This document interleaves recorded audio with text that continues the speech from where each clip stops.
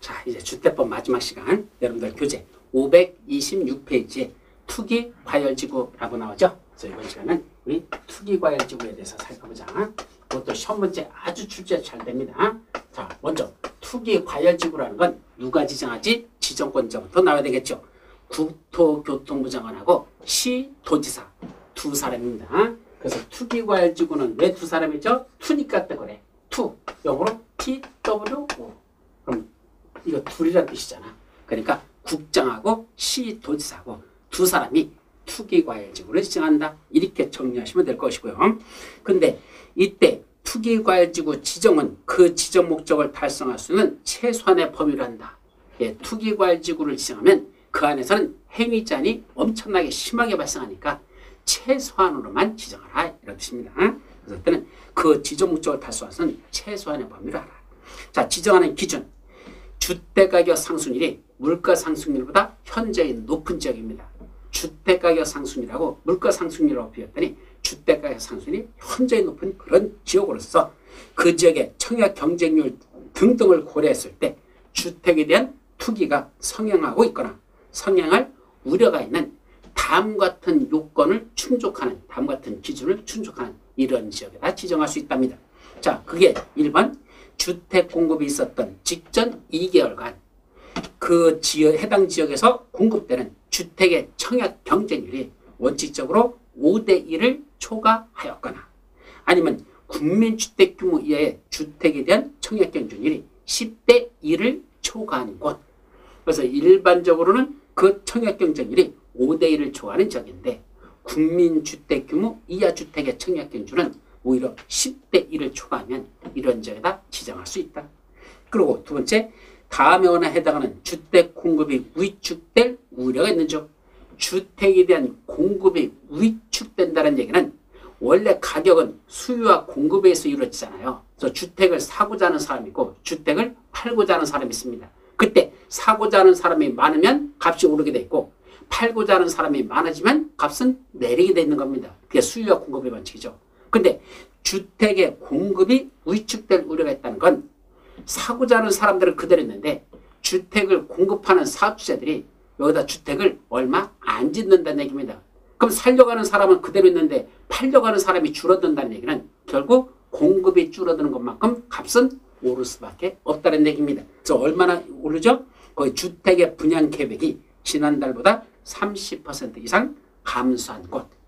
주택에 대한 분양 공급하고자 하는 계획이 30% 이상 감소했다는 얘기는 공급이 갑자기 확 줄어들었다는 얘기입니다. 그럼 공급이 줄은 것만큼 가격만 더 오를 가능성이 있죠. 그럼 그런 지역은 투기화될 가능성이 있다는 얘기입니다. 그런 데는 투기과열지구로 지정할 수 있다. 이런 뜻이야. 거기까지.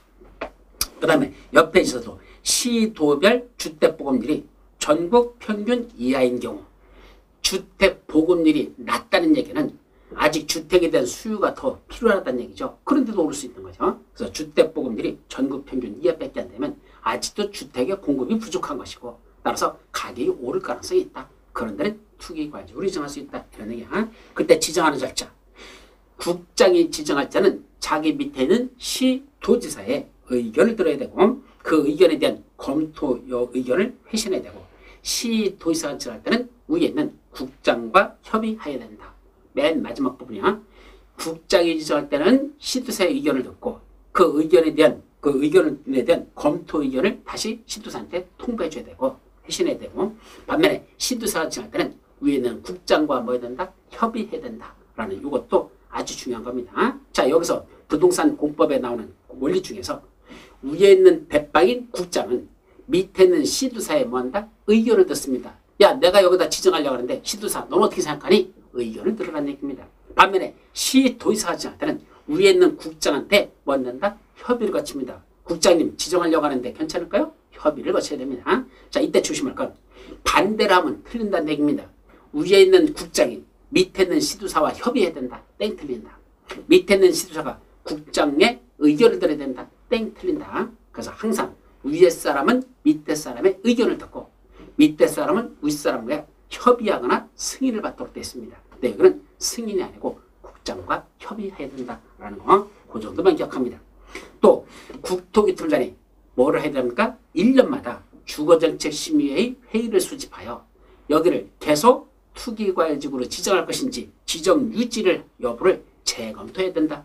그래서 지정한 투기과열지구를 계속 유지할 건지를 재검토하는 건 몇 년마다 한다? 1년마다 해야 된다는 거 그것도 기억해 두십시오. 지정 해제의 요청하고 돼 있죠. 이때 투기과열지구로 지정된 지역에 있는 시도지사, 시장군수, 구청장은 주택가격이 안정되는 등 더 이상 지정할 필요가 없다고 인정되는 경우에는 최고답방인 국장, 또 하나 지정권자, 시도사 이 두 사람에게 투기과열구 지정의 해제를 요청할 수 있다. 그래서 시도사는 국장한테 해제를 요청할 수 있다. 이런 얘기고 시장군수, 구청장들은 위에는 시도사에게 구역 지정을 해제를 요청할 수 있다. 이런 얘기죠.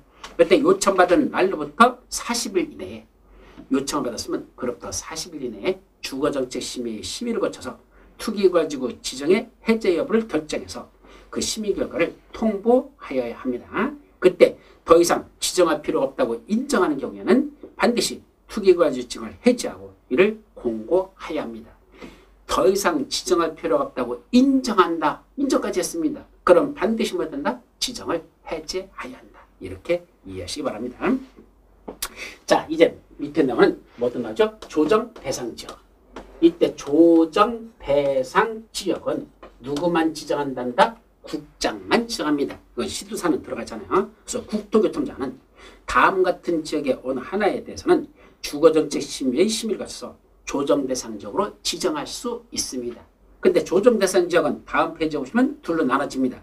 과열 지역과 위축 지역 둘로 구분해서 정합니다. 그래서 과열 지역은 뭐 하는 데요?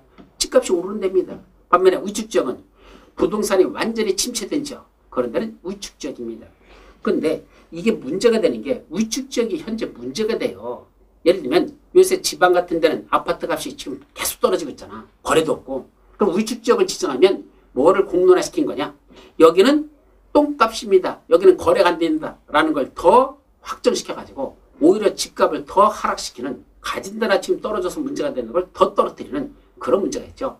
이 집값이라고 하는 건 너무 올라도 안 되지만 너무 떨어져도 안 되는 겁니다. 왜냐면 그 집값이 떨어지면 그게 그 사람의 전 재산인데 계속 폭락한다는 얘기는 망하라는 소리밖에 안 되거든요. 따라서 너무 오르는 것도 문제지만 너무 떨어지는 것도 어려운 겁니다. 그게 나쁜 겁니다. 그래서 집값을 일정 가격으로 유지해 간다는 것, 이게 정책의 기본인데 이걸 이루지 못하면, 밸런스가 이루지 못하면 깨지는 거죠. 그래서 위축지역이 되었다고 위축지역으로 지정해버리면 가진다나 집값 떨어진 걸 더 부채질해가지고 더 망하게 만들거든요. 그래서 위축지역이라는 걸 꼭 지정할 필요가 있느냐라는 회의론이 요새 대두하고 있는데, 어쨌든 과열지역을 지정하는 건 의미가 있지만 위축지역을 꼭 지정할 필요가 있느냐.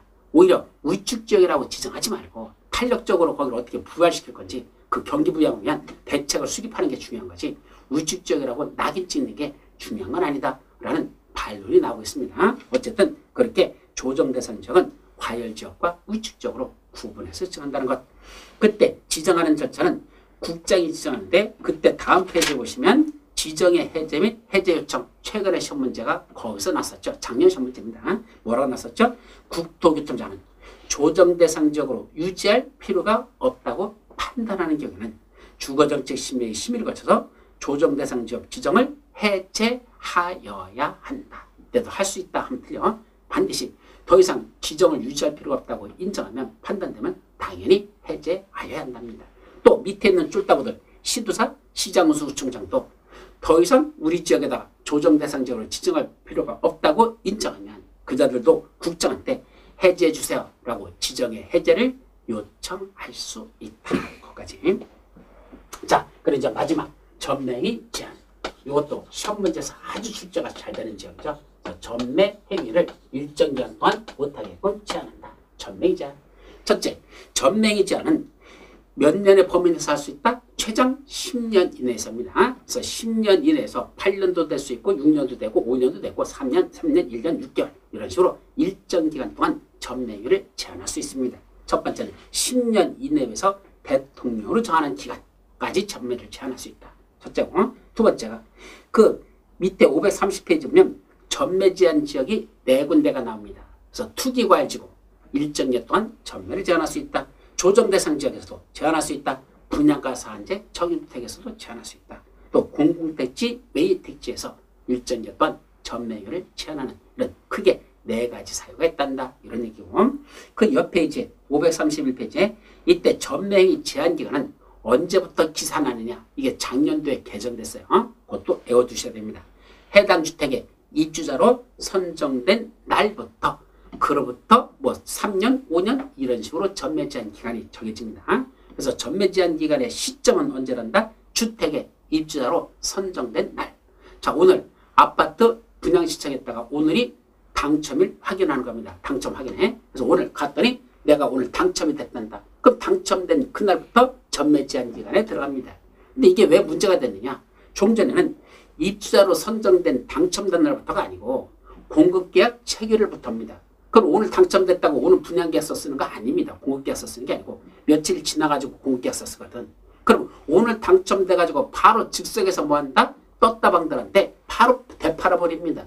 이거는 전매 제한에 걸리지 않았었어요. 이거 소송까지 갔는데 그 국가가 패소해버렸습니다. 왜?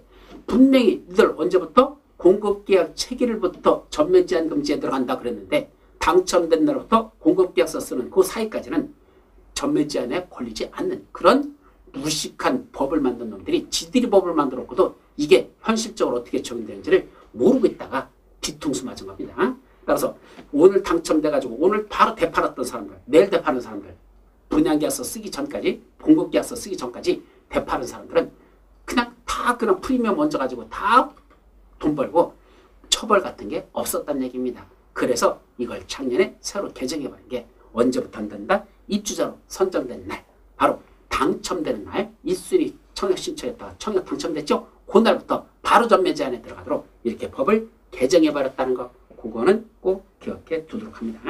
그 다음에 2번, 투기 과열지구에서 건설 공급하는 주택의 전매 제한은 언제까지냐? 언제부터 그랬죠? 입주자로 선정된 날부터 몇 년이더냐? 5년이 원칙입니다. 사실 아니요. 5년 원칙이라 원래는 그때부터 시작해가지고 나중에 아파트 다 졌잖아요. 그럼 뭐 해야 되죠? 소유권 이전 등기가 이루어집니다.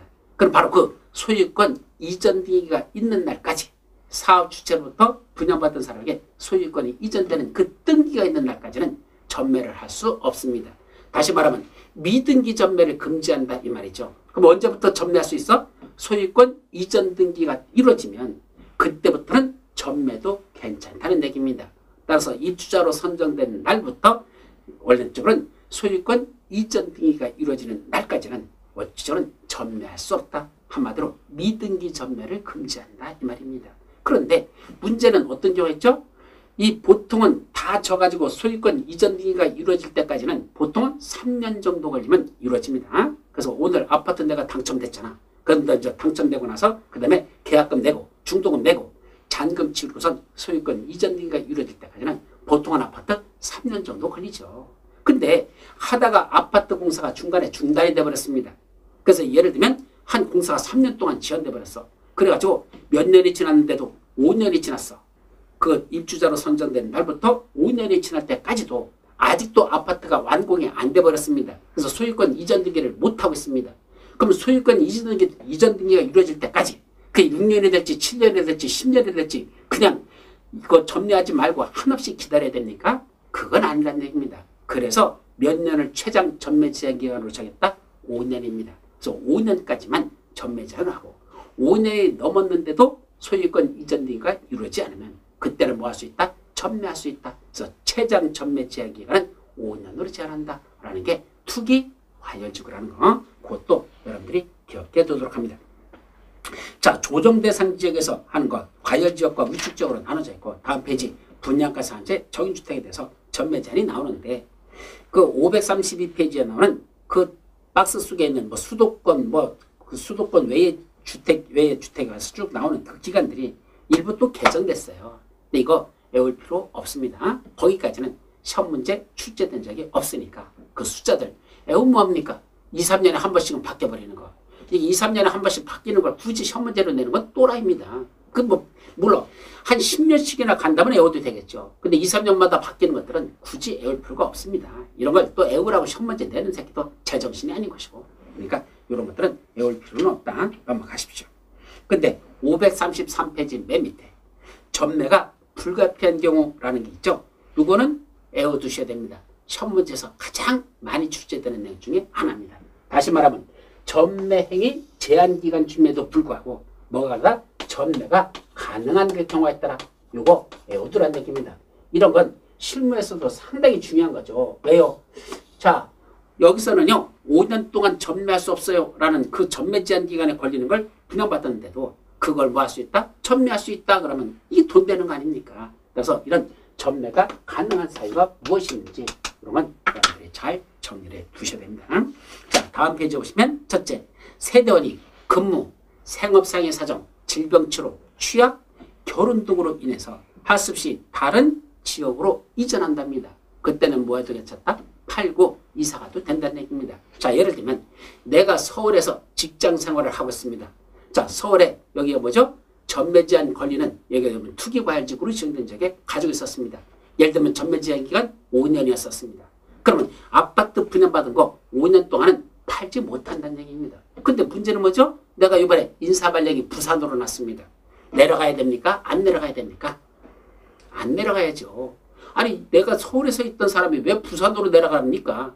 이유는 간단합니다. 사표 쓰라는 얘기입니다. 나보고 너 나이도 많이 먹었고 이제 퇴직할 때가 됐는데 아직도 회사에 붙어가지고 이제까지 있는 건 아닌 것 같으니까 이제 그만 나가시죠 라고 얘기하는데 내가 나가야 됩니까? 안 나가야 됩니까? 못 나가죠. 왜 못 나가죠?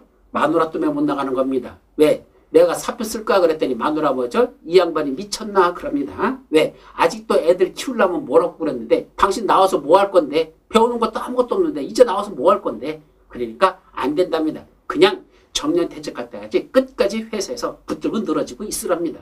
못 나갔죠.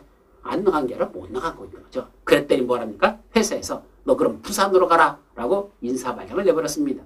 그럼 부산으로 내려가야 됩니까? 예, 못 내려가죠. 자존심 상해죠. 이거 뭐야 이제 나보고서 지방으로 내려가라고? 그 연고도 없는 데로 가라고? 이건 사표 쓰라는 소리잖아. 그래서 그냥 때려치려 했더니 또 마누라가 지랄지랄합니다. 예, 야, 너 그냥 지방으로 내려가더라도 가야지 그럼 어떡할 거야. 그래서 할 수 없이 부산으로 이사를 가기로 결정했습니다. 바로 그런 얘기죠. 근데 문제는 서울에서 아파트 분양받은 게 있었고 전매 제한 기간 5년짜리 있었는데 1년밖에 안 지났어. 아직도 4년 동안은 전매 제한에 걸려 있습니다. 근데 서울 이걸 진짜 내가 부산으로 내려가다면 서울에 집이 필요 없어졌잖아. 부산 집을 사야 되잖아. 그때는 이 전매 제한에 걸려 있는 이 아파트 그거 사업 주체의 동의를 받고 팔고 나는 어디로 갔었다? 부산으로 내려가는 게 가능하다? 가능하다는 얘기입니다. 근무, 생업상의 사정, 질병치료, 취약, 결혼 등에서 다른 지역으로 이전하는 거. 요때는 전매 제한 기간 중임에도 불구하고 전매하고 떠날 수가 있다는 얘기입니다. 근데 이때 조심할 게 다만 단서 수도권으로 이전하는 경우는 제외한다. 이 말이 중요한 겁니다. 여기는 수도권으로 이전하는 건 안 된다는 단서가 붙어 있다. 그럼 어디 살다가 저 부산에 살고 있다가 이번에 인사발령이 서울로 났습니다. 그래서 서울로 이제 근무상 올라올 수밖에 없었죠. 근데 문제는 뭐죠? 부산에 아파트 분양받은 게 있었고 전매 제한 기간에 걸려있는 게 있습니다. 그거 팔고 서울로 올라오는 건 될까 안 될까? 안 됩니다. 수도권으로 이전할 때는 근무, 생업상의 사정, 질병치료, 취업 이유를 하더라도 그건 전매 제한에 걸린다는 것. 그래서 부산에 있는 거 팔고 서울로 올라오는 건 안 된다라는 걸 조심하시기 바랍니다. 수도권으로 이전하는 건 제외 전매 제한에 걸립니다. 중요한 거. 두 번째, 상속에 따라 취득한 주택으로 세대원 전원이 이전하는 경우. 이때 항상 무슨 말이죠? 세대원 전원이라는 게 대단히 중요한 겁니다. 세대원의 일부만 옮겨가는 건 안 됩니다. 기러기 압박 혼자 가는 거 안 됩니다. 전체가 세대원 전원이 같이 이전할 때만 전매 제한에 걸리지 않고 전매할 수 있습니다. 상속에 따라 취득한 주택으로 세대원 전원이 이전한 거. 이거는 수도권으로 이전하는 것도 괜찮습니다. 자, 저기 대전에서 살고 있었는데 아버님이 서울에 살고 계셨어. 근데 아버님이 이번 돌아가시면서 서울에 있는 아파트를 나한테 상속을 했습니다. 그럼 우리 가족이 대전에서 전매 제한 기간 걸리는 아파트 분양받은 게 있었는데 이번에 아버지가 상속한 주택으로 서울로 이전합니다. 될까요? 됩니다. 그때 혼자 가는 건 안 되고 세대원 전원 우리 가족 전부 서울에 아파트 분양받은 아버지가 상속하는 주택으로 이전하면서 대전에 전매 제한 기간 걸리는 아파트 팔고 서울로 이전하는 건 된다 안 된다? 된다. 그건 됩니다. 세 번째, 세대원 전원이 해외로 이주하거나 가족 전체가 이민 간다면 어쩔 수 없죠. 분양받은 거 팔고 갈 수밖에 없죠. 또 하나 해외에 2년 이상 세대원 전원이 체류하려고 있었나? 이게 뭐 예를 들면 이번에 인사발령이 해외로 났습니다. 그래서 나 혼자 가는 게 아니라 우리 가족 전체가 우리 애들도 뭐 외국어 교육도 시킬 겸 해가지고 집어 그래 우리 가자. 그래서 저 외국으로 간답니다. 그때 2년 이상 해외에 체류를 할 때 떠난다면 유학을 가든 아니면 우리는 직장 생활을 위해서 가든 어쨌든 세대원 전원이 간다면 그때는 이 분양받았던 아파트 팔고 전매 제한 기간 중에 있음에도 불구하고 팔고 이전하는 거 해외로 가는 거 가능하다. 체류하러 가는 건 가능하죠. 또 이혼들이나요. 입주자로 선정된 지위 또는 주택을 그 배우자에게 이전하는 거. 이거는 잘 써먹으면 유용할 수도 있어요. 무슨 말이냐면 자 내가 아파트 분양받았습니다. 그런데 뭐가 되죠? 자칫했다가는 내가 지금 돈에 채무가 많아가지고 채권자들이 내 아파트 압류가 들어올 가능성이 있습니다. 이때는 뭐 하면 되죠?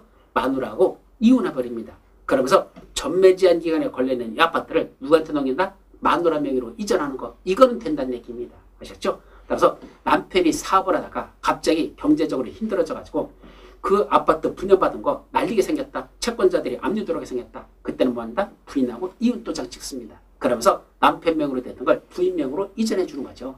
그럼 그 마누라 거예요. 남편 칸이거든요.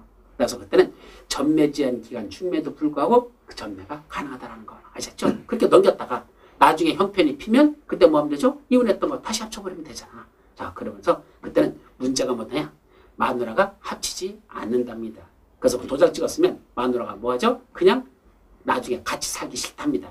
그래서 남편은 같이 살려고 하는데 부인들이 같이 살려고 안 한대요. 그래서 남편들 이런 방법으로 이혼하는 가짜 도장 찍었다가 진짜 도장 돼버리는 거 조심하시라는 얘기입니다. 남편들이 버림받을 가능성이 여자보다도 훨씬 높다. 이게 노년에서 발생하는 문제라는 거 명심하시기 바랍니다. 제가 얘기하는 게 아니라 확률적으로 그렇다고 통계가 나와 있답니다. 그런 거. 자, 그 다음에 5번째 나오는 공익사업 시행을 위해서 하는 경우 있는 거 넘어가고 6번째 공공택지 외의택지에서 그 분양가 상한제 적용주택하고 공공택지 외의택지에서 건설 공급하는 주택의 소유자가 누구한테 국가 지방자치단체 금융기관에 대한 채무를 이행하지 못하여 뭐 들어가는 거? 경매 또는 공매가 시행되는 거. 그거는 괜찮답니다. 따라서 전매 제한 기간 중에 있었지만 그런 세금 같은 걸 못 내가지고 또는 금융기관에다가 저당권 설정된 거 이자 같은 걸 못 내가지고 경매나 공매에 들어가는 거. 그래서 다른 사람한테 소유권 이전하는 거. 이거는 괜찮다. 가능하다. 마지막 입주자로 선정된 지위 또는 주택의 일부를 그 배우자에게 증여한다.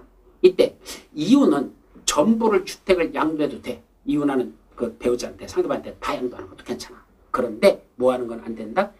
증여는 그 일부만 배우자에게 증여하는 것만 인정합니다. 따라서 전부 증여는 안 돼요. 일부 증여만 가능하다라는 것도 기억해 두도록 합니다. 까지. 자, 전매 제한 위반의 효과라고 되어 있죠. 그때 전매 제한의 위반은 전매하지 말라고 했는데 전매했던 게 나중에 발각됐습니다. 그때는 뭐 한단다? 다시 사업 주체가 그걸 되살아갈 수 있는 환매권을 행사할 수 있고 3년의 징역 또는 3천만 원 이하의 벌금에 처한다라는 거. 자, 이때도 벌금 처하는데 뭐 하는 게 있을까? 이때도 만약에 난 이익이 수익이 전매가지고 난 이익이 있습니다. 그 이익의 3배가 3천만 원을 초과하면 그 3배 금액까지도 벌금을 부과하는 것도 가능하다는 거. 아까 앞에 있었죠? 그 내용도 여기도 같이 적용되는 거로 보시면 됩니다. 자, 이 정도만 여러분들이 정리하시고 538페이지에 가면 리모델링 기본계획 리모델링에 관한 내용이 나옵니다. 그 리모델링 몇 가지만 간단히 정리하도록 하죠. 첫째, 리모델링 기본계획은 누가 수립한답니까? 원칙은 특별시장, 광역시장, 대도시장이 자기 관할구에서 리모델링 기본계획을 수립하여야 합니다. 특별시장, 광역시장, 대도시장입니다. 그런데 그 밑에 대도시가 아닌 시에서는 뭐 한답니까? 그 대도시가 아닌 시장은 세대수 증가형 리모델링에 따른 도시과밀이나 일시 집중 등의 우려가 돼요. 도지사가 리모델링 기본계획 수립이 필요하다고 인정하는 경우에는 그때는 대도시가 아닌 시장도 리모델링 기본계획을 수립해야 합니다. 그래서 리모델링 기본계획은 원칙은 뭐 하는 데죠? 세대수 증가형 중축 리모델링에서 리모델링 기본계획이라는 게 필요합니다. 왜 그러죠? 세대수가 증가하게 되면 종전했던 세대들도 자기 주거지는 면적과 또 하나 그 밑에 있는 공유 면적, 토지에 대한 자기 지분 있잖아요. 이런 것들이 변동이 옵니다. 그 변동을 기본계획으로 다시 고치도록 거기서 변동을 주는 걸 기본계획에서 수립하도록 이렇게 됐습니다. 그래서 원칙은 리모델링 기본계획은 특별시장, 광역시장, 대도시장이 수립하는데 대도시가 아닌 시장은 도지사가 수립하러 간다면 그때는 수립해야 된다. 이런 얘기죠. 자, 그 다음에 옆에 보면 리모델링 기본계획 수립 절차가 나오는데 자, 그 중에 539페이지 맨 밑에 3번 도지사의 승인이란 말이 들어있어요. 그 도지사의 승인에 보면 대도시의 시장, 그때 리모델링 기본계획을 수립하는 대도시가 아닌 시장도 포함한다. 그래서 그러니까 원래는 대도시장이 리모델링 기본계획 수립하고 대도시가 아닌 시장은 도지사가 수립하라면 그때 수립한다 그랬죠? 그때 대도시장과 대도시가 아닌 시장들, 그냥 시장이 한마디로 그 시장은 리모델링 기본계획을 수립하거나 변경하려면 도지사의 승인을 받아야 된다. 일단 대도시 시장도 도지사의 승인을 받아야 된다라는 걸 조심해서 기억하시기 바라고. 근데 도지사는 리모델링 기본계획을 수립하려면 시도도시계획인의 심의를 거쳐야 된다라고 됐죠. 그래서 그것도 조심해서 봐야 됩니다. 대도시가 아닌 시장만이 아니고 대도시장도 리모델링 기본계획을 수립하거나 변경할 때는 도지사 승인을 받는다라는 걸 조심해서 기억해 두도록 합니다. 그 다음에 옆 페이지 이 리모델링 다음 페이지 리모델링 기본계획은 10년 단위로 수립하고 5년마다 타당성을 뚜렷친다. 이것도 시험 문제 났었어요. 10년 단위로 수립, 5년마다 타당성 검토 이렇게 기억해 두시죠. 자, 리모델링 허가라는 게 돼 있죠. 그래서 리모델링을 입주자, 사용자 또는 관리 주체가 리모델링을 하려는 경우, 그 때문에 두 번째 리모델링 주택조합 또는 입주자 대표회가 리모델링을 하려는 경우, 그때 허가와 관련된 내용들이 있습니다. 그때 허가라고 하는 건 뭐 하는 거죠? 적어도 세대수가 증가하는 게 30세대 이상 세대수가 증가하면 그때는 뭘 받죠? 사업계획 승인을 받아야 돼요. 세대수가 증가하는데 30세대 이상 세대수가 증가하면 사업계획 승인을 받고 짓고, 그게 아니고 세대수가 30세대 미만만 증가하거나 그냥 대수원 리모델링 할 때는 그때는 사업계획 승인 받는 게 아니라 그때는 개발용이 허가를 받겠습니다. 그게 리모델링 허가라는 그 행위 허가라는 걸 받는다. 그래서 사업계획 승인 받는 게 있고 행위 허가 받는 게 있더라. 이렇게 두 가지로 나눠서 보라는 얘기입니다. 그래서 세대수가 3세대 이상 증가할 때는 사업계획 승인 받는다. 리모델링 할 때는 그때도 리모델링에서는 사업계획 그때는 세대수가 3세대 이상 증가는 세대수 증가형 증축 리모델링에서 세대수가 3세대 이상 증가할 때는 사업계획 승인 받고 그렇지 않을 때는 행위 허가라는 걸 받는다. 이 말이고요. 이때 행위 허가는 받는 건 입주자나 사용자나 또는 관리주체가 리모델링을 할 때 그때는 입주자 전체의 동의를 받아서 시장수 구청장의 허가를 받아야 된다. 그리고 입주자 전체의 동의를 받아 시장수 구청장의 허가를 받습니다. 반면에 그 밑에 리모델링 주택조합이 하고자 할 때는 541페이지 맨 위에 보십시오. 일정한 자들의 동의를 받아가지고 그걸 첨부해서 시장수 구청장한테 가가지고 이때 이렇게 하려고 합니다 라고 그때 행위 허가를 받아라 라고 되어 있습니다. 그때 동의 요건이 주택단지 전체를 리모델링 하고자 할 때는 그때는 그 소유 구분 소유자 및 의결권의 각 75% 이상의 동의와 각 동별 구분 소유자 및 의결권의 50% 이상의 동의를 받아라 합니다. 자, 그러다 보니까 헷갈리는 게 뭐죠? 이 리모델링에 대해서 아까 리모델링 주택조합을 설립할 때 리모델링 주택조합을 설립하고자 할 때는 설립 인가받기 위한 무슨 요건이 있었죠? 결의 요건이라는 게 있었습니다. 리모델링 주택조합을 설립하기 위한 인가받기 위한 결의 요건이 있었죠. 그때 결의는 있었죠? 전체 주택단지 전체를 리모델링 하는 경우고 또 동별로다가 한 개 동만 한다라는 게 있었죠. 근데 전체를 할 때는 전체 구분 소유자와 의결권에 얼마 있었죠? 그때는 3분의 2 이상의 결의와 플러스 각 동별로 구분 소유자 및 의결권에 그때는 과반수의 결의가 있어야 된다. 그때는 과반수 결의 그때는 결의가 있었죠. 한 개 동만 한다면 한 개 동의 구분 소유자와 의결권에 3분의 2 이상의 결의가 있어야 된다. 라는 조합 설립 인가받기 위한 결의 요건이라는 게 있었고요. 이거는 뭐죠? 그게 아니고 이제 뭐 하는 거죠? 조합이 설립이 됐습니다. 그럼 조합 설립이 됐으니까 이제 뭐 해야 되죠? 리모델링 하자는 얘기입니다. 그럼 리모델링을 하려면 일정한 사람들의 다시 동의를 받아가지고 이제 조합만이 아니고 조합이 설립되는 게 아니고 이제 이 설립된 조합이 뭐 하기 위해서는 리모델링이라는 행위를 하기 위해서는 뭘 받아야 된다? 행위 허가라는 걸 받으라는 얘기입니다. 이때 행위 허가 받기 위한 무슨 요건이 있다? 동의 요건이 있다는 얘기입니다. 이건 결의 요건이라고 하지 않고 동의 요건이라고 그래. 그래서 주택조합이 설립되고 나서 이제 뭐 하려고 한다? 우리 아파트 이번에 리모델링 하자. 그러면 그때는 시장은 수준인데 행위 허가를 받으러 가야 되는데 그때 행위 허가 받기 위한 동의 요건이 필요하다는 얘기입니다. 이때 얼마큼의 동의 요건이 필요하냐 이거죠. 그때 전체를 리모델링 한다면 아까 우리하고 밑에 사람들의 이게 사실은 달라요. 똑같은 게 아니에요. 왜 다르죠? 조합을 리모델링 주택조합을 설립할 때는 그 안에 있는 구분수의 여건에 3분의 이상의 결의와 각 동별 다반수의 결의가 있으면 된다 했잖아. 이 사람들만 뭐가 되죠? 조합원이 된 겁니다. 이 사람들이 조합원이야. 근데 이 조합원이 된 사람들이 그럼 나머지 결의하지 아니한 사람들은 뭐 한다 그랬죠? 매도 청구 대상입니다. 팔고 떠나라. 아까 나왔었잖아. 그래서 이 결의한 사람들만 이 사람들만 조합원이 되는 것이고 결의하지 아니한 사람들은 뭐 된다? 전부 다 매도 청구 대상. 팔고 떠나버렸습니다. 그럼 결국 조합이 설립되고 나면 그 안에는 누구만 있다? 오케이 결의한 조합원만 남았습니다. 근데 이제 사업을 하려면 아까 사업은 하는 방법이 뭐만 있었죠? 자, 첫째는 대수선하는 리모델링이 있었습니다. 또 하나는 증축하는 리모델링. 그 중에서도 세대별 증축도 있고 세대수 증가형 증축도 있습니다. 그럼 그거 하려면 이제 뭐 해야 되는 얘기야?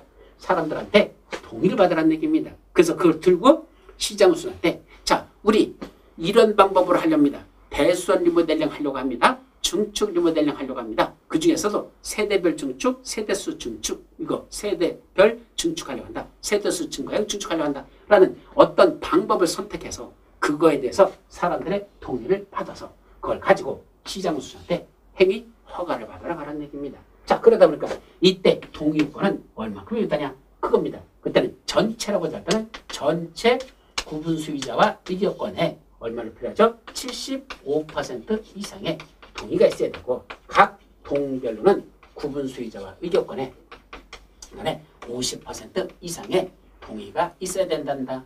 자, 이런 요건을 갖추라는 얘기입니다. 그리고 한 개 동만 한다면 한 개 동의 구분 수의자와 의결권에 75% 이상의 동의를 받아가지고 그걸 가지고 이제 시장 수천한테 허가 받으러 가라. 그렇게 하라는 얘기입니다. 그래서 두 가지가 다르다. 조합 설립 인가받기 위한 결의요건과 사업을 시행하기 위한 동의요건이 다르다. 허가받기 위한 동의요건이 다르다. 이렇게 둘로 나누시라는 얘기입니다. 그럼 그 다음에 입주자 대표회의가 한다면 입주자 대표회의도 할 수 있다는 얘기입니다. 그럼 입주자 대표회의 하려면 그때 주택단지 소유자 전원의 동의를 받아야 된다. 따라서 입주자 대표회의도 할 수는 있는데 주택단지에 있는 소유자 전원의 동의를 받아라 그랬으니까 사실은 1000세대가 있다면 1000세대 전체 동의 받는다는 게 현실적으로 불가능해요. 그래서 통상은 뭐 한단다? 주택조합, 리모델링 주택조합을 설립해가지고 이 75%만 받으면 되잖아. 그때는 따라서 조합을 설립해가지고 사업을 시행하지 입주자 대표가 직접 사업을 시행하는 경우는 사실적으로 현실적으로는 거의 불가능합니다. 왜냐하면 그 주택단지 소유자 전원의 동의 받는다는 게 사실은 불가능하기 때문에 그렇다. 그러면 보통 리모델링 주택조합을 설립해서 한단다. 그렇게 이해를 하시면 되겠습니다. 자, 증축형 리모델링을 하면 뭐가 된다? 안전진단이 들어갑니다. 증축이라고 하는 건 자, 세대별 증축도 있고 세대수 증가형 증축도 있었잖아. 그러면 그때 어쨌든 아파트 규모를 더 키우는 거니까 그때는 뭐가 필요하단다? 안전진단이라는 걸 받아야 된다 말이고요. 그래서 안전진단에 관한 내용 중에서 3번 안전진단 기관 있죠. 그 세 개 이거는 사실 정비법에 나오는 것과 똑같습니다. 안전진단 전문기관, 한국시설안전공단, 한국건설기술연구원 이 전문기관에다가 안전진단을 의뢰하는데 이때 3번에 관한 내용 뭐가 필요한다? 그 재건축 사업 및 빈지 및 소규모 주택 정비에 관한 특별법에 따른 소규모 재건축 사업의 시행이 필요하다고 결정한 건축물에 대해서는 쉽게 말하면 재건축 사업을 하기로 결정한 건축물에 대해서는 뭐를 하지 말라? 증축형 리모델링을 하여서는 아니 된다. 무슨 말이죠? 원래 리모델링이란 기존의 아파트가 존재하는 걸 전제를 해놓고 그거다가 배수하거나 또는 증축하는 방법으로 합니다. 근데 문제는 뭐죠? 안전진단했더니 결과가 뭐로 나왔다? 이건 재건축이 필요하답니다. 재건축이라는 건 뭐죠? 철거하고 새로 지어야 된다 얘기입니다. 근데 그렇게 결정이 나왔는데 그걸 증축 리모델링을 한다는 건 무슨 말이죠? 그걸 더 키우려고 하다가 결국 나중에는 뭐 된다? 건축물 전체가 붕괴될 가능성이 있답니다. 즉 재건축을 해야 된다고 진단이 나왔던 얘기는 붕괴될 우려가 있다고 결과가 나온 것이고 그 붕괴 우려가 있는 걸 증축하다 보면 잘못하면 다 전체가 붕괴될 수 있다는 얘기입니다. 따라서 증축 리모델링을 하여서는 아니 된다. 그럼 뭐는 괜찮아? 배수원 리모델링까지는 허용해 주겠대. 그러나 증축하는 리모델링은 하지 말랍니다. 뭐로 안전진단이 나온 것들? 재건축으로 안전진단이 나왔으면 어차피 부수고 새로 질 거잖아. 그때는 약간 고치는 배수원은 괜찮지만 거기다 증축하는 리모델링을 함부로 해서는 붕괴될 우려가 있기 때문에 그건 허용할 수 없다라는 거. 그래서 재건축으로 하기로 됐으면 뭐는 안 된다? 증축형 리모델링은 안 된다라고 새겨 들어간 내용입니다. 자, 그 내용하고 다음 페이지 542페이지에 안전진단에 소요되는 비용의 전부 또는 일부를 누가 부담할 수 있습니까? 시장수, 구청장이 리모델링을 하려는 자에게 부담하게 할 수 있습니다. 그래서 리모델링 하는 자가 원래는 시장수, 구청장이 부담한다는 게 원칙이라는 뜻이죠. 그런데 누구한테도 부담시킬 수 있다? 리모델링을 하려는 자에게 전부 또는 일부를 부담시킬 수 있습니다. 그런 내용.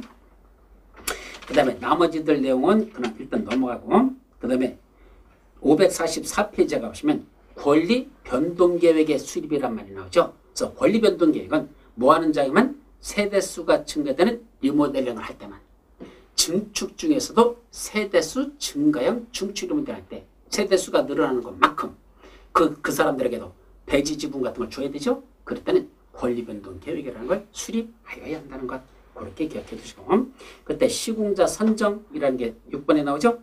544페이지야. 시공자 선정.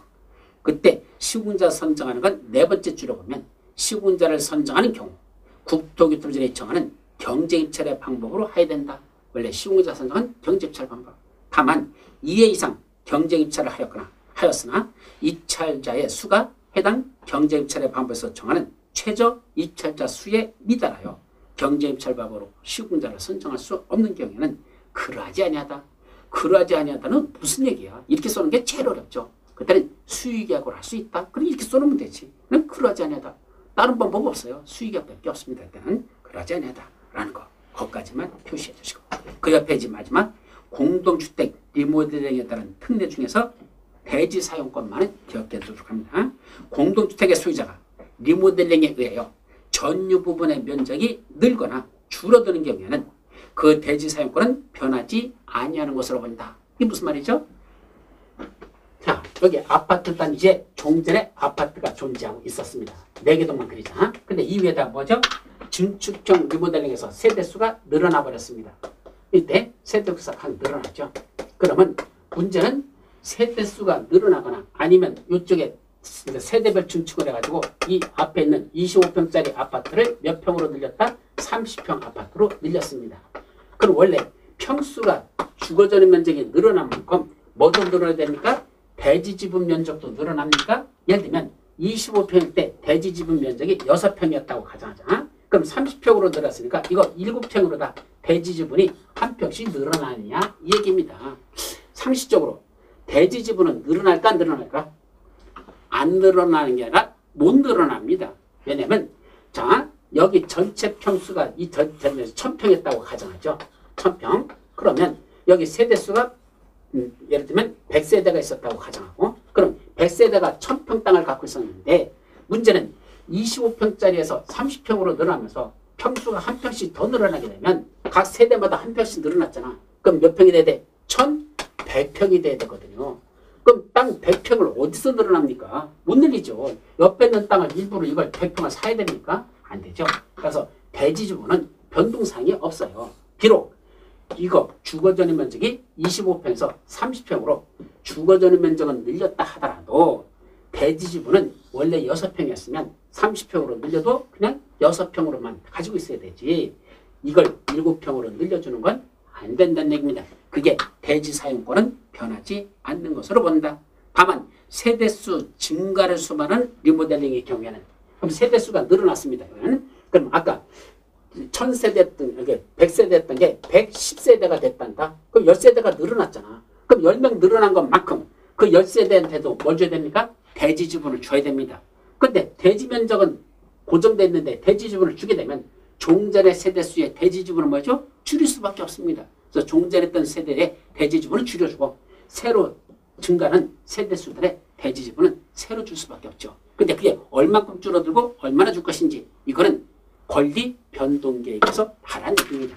그게 마지막에 나는 그 세대수 증가를 수반하는 리모델링은 권리 변동 계획에서 새로 세대수가 늘어난 사람 대지 지분 얼마나 줄 것인지 종전했던 사람들의 대지 지분은 얼마나 줄일 것인지 그건 권리 변동에서 정하는 것이고 그거 이외에는 그게 아닌 나머지에서는 25평짜리 30평으로 늘렸다 하더라도 대지 지분이 더 증가되는 건 아니고 변동사항은 없단다 라는 말로 이해해 주시기 바랍니다. 아셨죠? 마지막 토지 임대부 분양주택하고 나오는데 글쎄요 이거는 한번 읽어보는 정도로 하십시오. 아직 시험문제에서는 별로 출제된 적이 없습니다.